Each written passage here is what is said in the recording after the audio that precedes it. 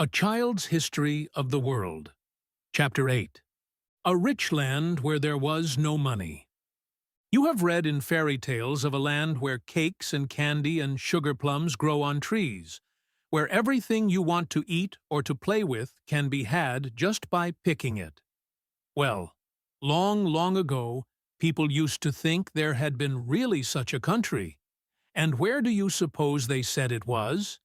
Somewhere near the Tigris and Euphrates rivers, those rivers with the strange names I asked you to learn. And they called this spot the Garden of Eden. We do not know exactly where it was, for there is no such place now quite as wonderful as the Garden of Eden was supposed to be. Egypt was a land of one river, the Nile. The land of the two rivers had several names. Let us suppose we are flying over the country in an airplane and looking down at the land between these two rivers. It is called Mesopotamia, which is two Greek words simply meaning between the rivers. See the land over there by the upper Tigris. It is called Assyria. See the land near where the rivers join each other. That is called Babylonia. See the land near where they empty. That is called Chaldea. And see over there is Mount Ararat, where it is supposed Noah's Ark rested after the flood. Here are a lot of new names. A young friend of mine had a train of toy cars.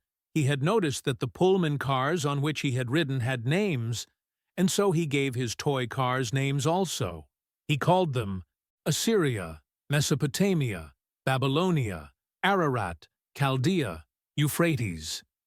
Babylonia was a very rich country, for the two rivers brought down and dropped great quantities of earth, just as the Nile did in Egypt.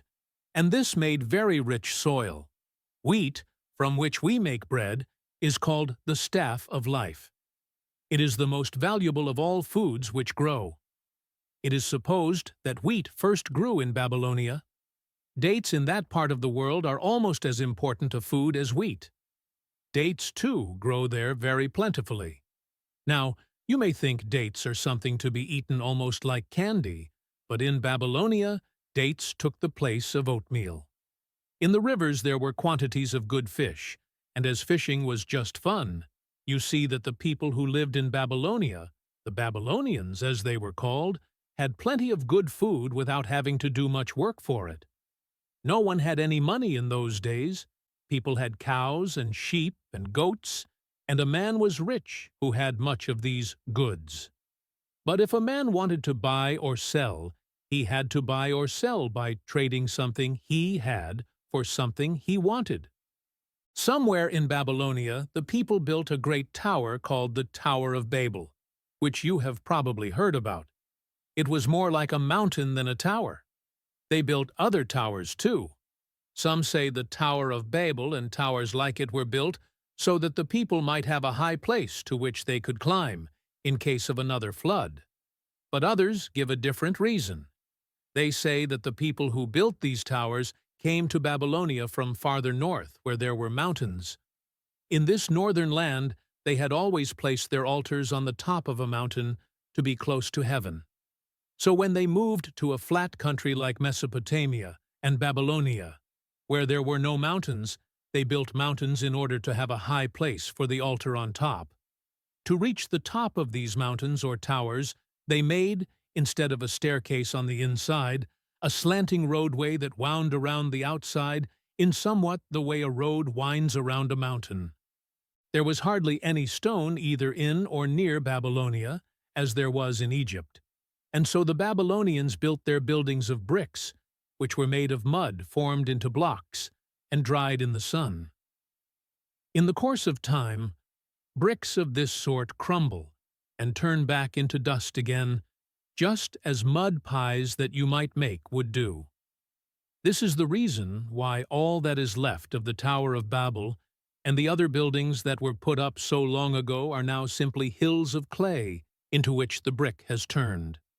The Egyptians wrote on papyrus or carved their history in stone, but the Babylonians had neither papyrus nor stone. All they had were bricks. So they wrote on bricks before they were dried, while they were still soft clay. This writing was made by punching marks into the clay with the end of a stick.